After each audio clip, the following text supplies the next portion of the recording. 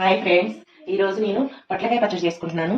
పొట్లకాయ చిన్న 2 పచ్చిమిరపకాయలు వేసుకున్నాను, పెరుగు, కొత్తిమీర, పుదీనాకు, టమాటా, చిన్న చింతపండు, జీలకర్ర, ఎల్లుల్లిపాయలు, ఉప్పు, చిన్నగా కొంచెం కొబ్బరి కూడా వేసుకుంటే అక్కడక్కడ బాగుంటుంది ఫ్రెండ్స్.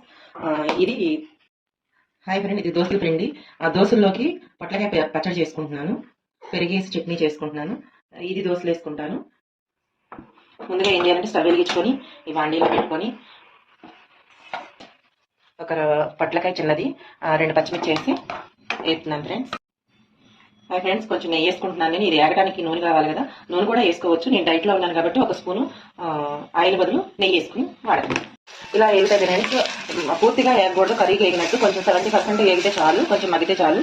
తర్వాత కొంచెం కొంచెం చింతపండు వేసిన తర్వాత కొంచెం పుదీనాకు, కొత్తిమీర ఇవన్నీ వేసేసి కొంచెం వాటర్ వేసి జీలకర్ర, ఎల్లుల్లిపాయలు, కొబ్బరి,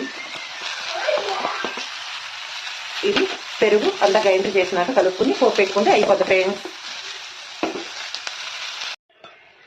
ఇలా మగ్గిపోయింది. ఇంకా కొంచెంసేపు ఆరనిచ్చిన తర్వాత మిక్సీ వేసేసుకోవడమే. ఇలా మిక్సీ వేసుకున్న దాంట్లో పెరుగు కలుపుకుని పోపు పెట్టుకుంటే అయిపోద్ది ఫ్రెండ్స్.